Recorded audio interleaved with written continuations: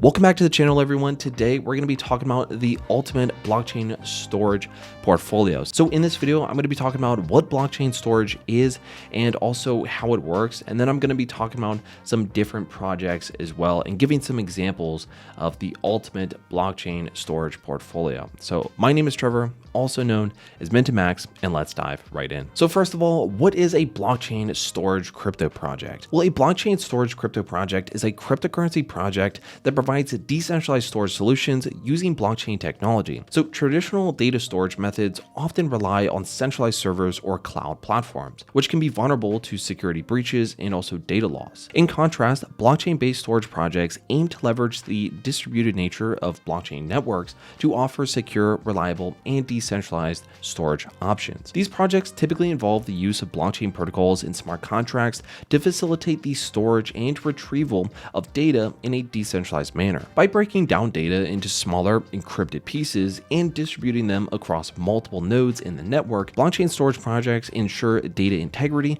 immutability, and redundancy. So users of blockchain storage platforms can store their files and data on the network, and the information is replicated and distributed across numerous nodes. So this decentralized architecture offers benefits such as enhanced security, resistance to censorship, and potential cost savings compared to traditional centralized storage solutions. So now I'm going to be giving you 5 different examples of blockchain storage projects. Now, I also just want to mention that it's important to use a decentralized cold wallet solution as well. Now, you don't want to use a centralized exchange to hold your crypto. This is, obviously not good. We've seen the likes of FTX. We've seen different exchanges collapse and fall, and you just cannot trust a centralized exchange. So that's why it's best to use a decentralized cold wallet solution. And I honestly recommend using Tangem. This video is not sponsored by Tangem whatsoever, but if you use the link in the description below, you'll get a 10% discount when you sign up to Tangem. And it's just an affiliate link, so this video is not sponsored.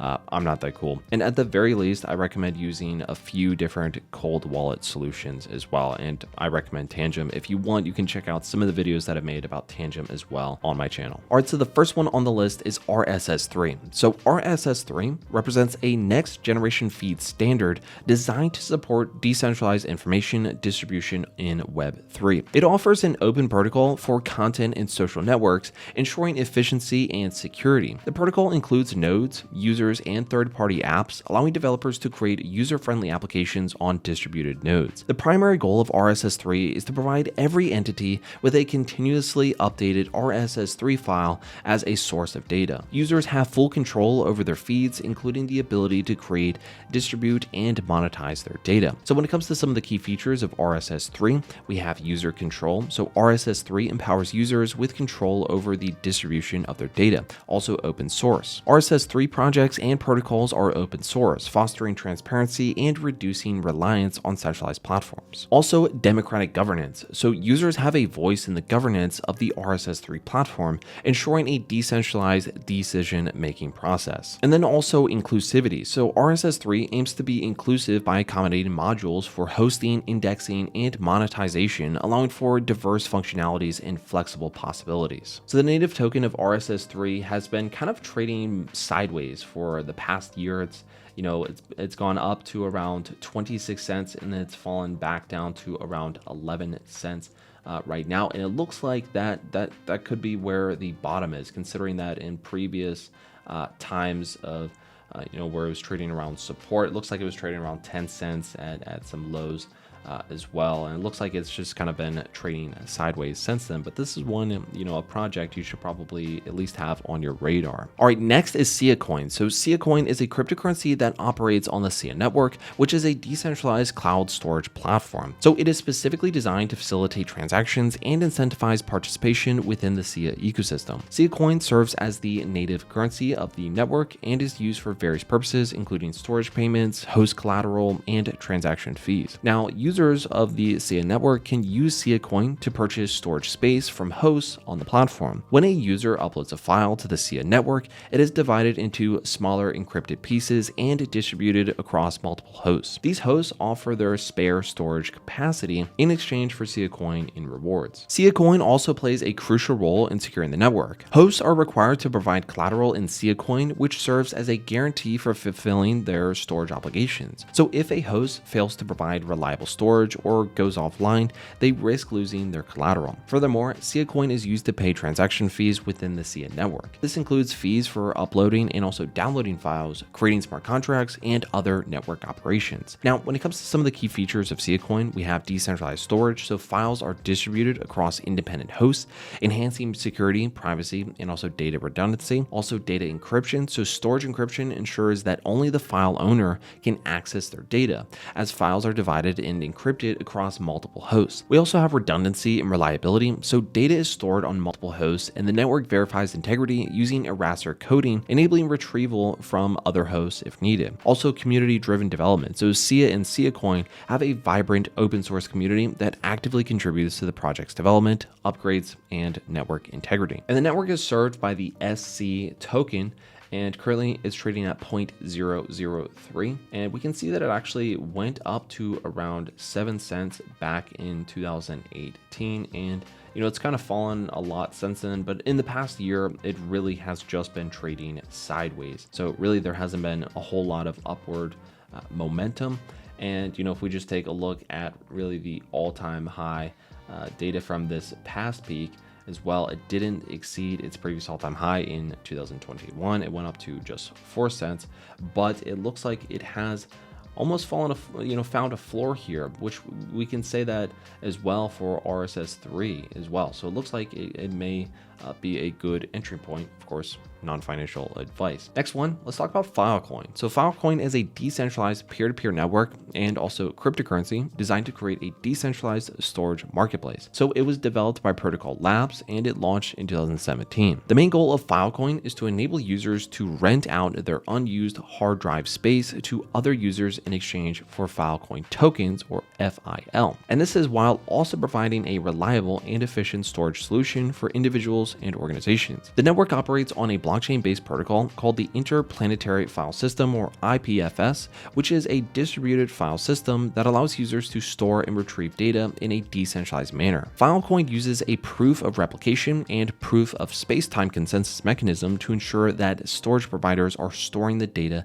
that they claim to be storing and are doing so for the agreed upon duration. Users who want to store data on the Filecoin network pay FIL tokens to storage providers in exchange for their services. The providers then store the data in a decentralized manner across multiple nodes in the network. This redundancy ensures data durability and also availability even if some nodes go offline or fail. Now let's talk about some of the features of Filecoin. So first of all, we have decentralized storage. So Filecoin allows users to store their data on a decentralized network of storage providers called miners, and miners offer their storage capacity to the network, and users pay them in Filecoin to store and retrieve their files. Also, incentive mechanism. So Filecoin uses a unique economic model to incentivize miners to provide storage space and maintain the network. Miners earn Filecoin tokens as rewards for storing and distributing data, creating a marketplace for storage services. Also, file retrieval. So Filecoin enables efficient and fast retrieval of stored files. Users can retrieve their files by submitting retrieval requests to the network, and the miners respond by providing the requested data. Also, open and interoperable. So Filecoin is an open protocol that encourages compatibility and interoperability. So Filecoin is an open protocol that encourages compatibility and interoperability with other blockchain projects and storage systems. This fosters innovation and allows developers to build applications on top of the Filecoin network. So I forgot to mention that RSS3, when we're taking a look at the ranking on CoinMarketCap, actually only has a market cap of 44 million, and that's at the ranking of 383. By market cap, and then SIA Coin has a market cap of 181 million at a ranking of 145 on CoinMarketCap, and then Filecoin has a market cap of 1.9 billion, and it also has a ranking of 30 as well on CoinMarketCap. So that's something to also take into account as well. Now, when we're taking a look at Filecoin, we can see that It actually had this all-time high back in 2021, and it actually peaked at around $191. And it's pretty crazy because right now it's trading at $4.43. So it's down, quite a lot from its all-time high. But, in the past year, it's mostly just been trading sideways, right? It's down 20%, but in the past year, it's just been going up and down.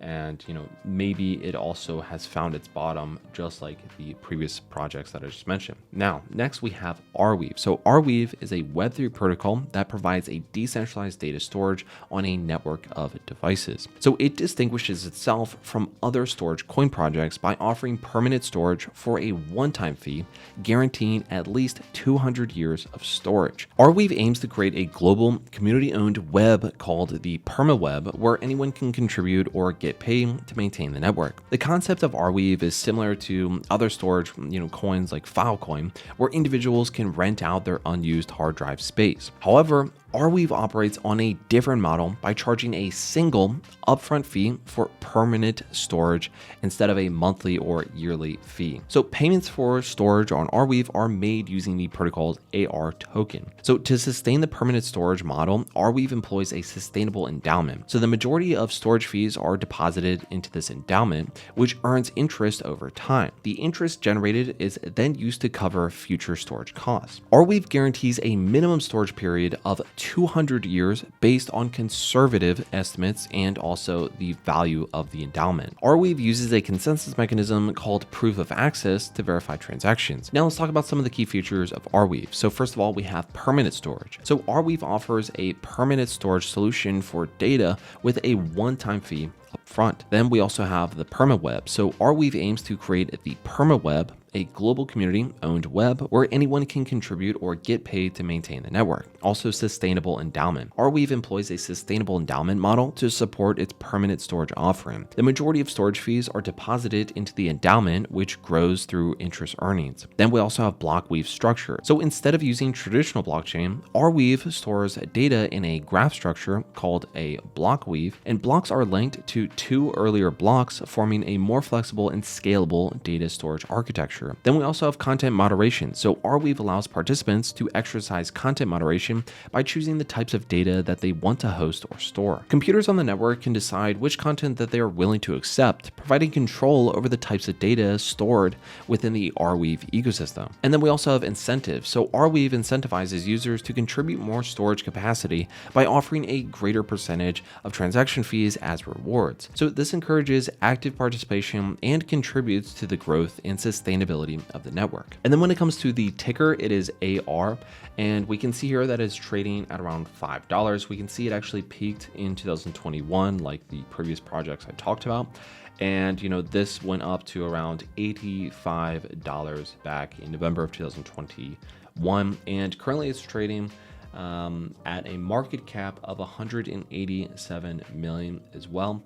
And, this is ranked at 142 as well. So that's something to take into account. So, it's not within the 100th position, like Filecoin, for example. So it's a little bit further away. So the potential for gains is also higher with this project, I think, as well. Next, let's talk about Ocean Protocol. So this is a project that I've talked about a couple times on the channel. So Ocean Protocol is a blockchain-based platform and cryptocurrency that aims to unlock and democratize data in a decentralized manner. So it provides a framework for data sharing, storage, and monetization while ensuring privacy, security, and transparency. So Ocean Protocol allows individuals and organizations to publish, access, and exchange data while retaining control over their data assets. The primary goal of Ocean Protocol is to address the current data silos and empower data providers to share their data securely and efficiently. So it offers a marketplace where data providers can list their data sets and data consumers can discover and also access these data sets for various purposes, such as research, machine learning, and artificial intelligence. Let's talk about some of the key features of Ocean Protocol. We have Data Marketplace. So Ocean Protocol provides a decentralized marketplace where data providers can publish and monetize their data sets. Data consumers can discover and access these data sets either through free or paid transactions using the platform's native cryptocurrency, which is Ocean. Then there's also data tokenization. So Ocean Protocol enables the tokenization of data sets, representing them as tradable digital assets. This tokenization allows data providers to retain ownership of their data while granting access to consumers in exchange for Ocean tokens. We also have interoperability and integration. So Ocean Protocol is designed to integrate with existing data ecosystems and infrastructures, enabling seamless data interoperability. Then we also have data services and compute to data. Ocean Protocol facilitates the execution of data services and compute to data workflows. Data services enable data transformation and processing, while compute to data allows data consumers to perform computations on the data without directly accessing it, preserving privacy and also security. And then when it comes to the project's native token, that is Ocean, and here on CMC it's ranked at 214 million as of the time of this recording right now, and it's ranked at 127 as well. So we can see here the all-time high that it peaked around, looks like around $1.74, and right now it's trading at just 35 cents. So it actually had this little rally here coming down from 13 cents all the way up to around looks like back at to 52 cents, and this was back in February of this year, and it's kind of been trading in a sideways range since then. But if it were to hit that previous low, that would be around 13 cents, so possibly it could fall back down to that level and find support maybe around 12 to 13 cents in that range. But either way, it's also another project you should probably have on your watch list, as I think it's definitely an interesting one. So those are the 5 decentralized storage projects that are on my watch list, and maybe they should be on yours as well. So let me know about the ones that I missed, and let me know about those by commenting down below. Of course, make sure to check out my Telegram group and also Discord group, which is completely free to join. Links are in the description below. Anyways, guys, that's all I have for this one. If you liked the video, do me a favor by minting me a subscription down below, and I'll see you guys in the next one.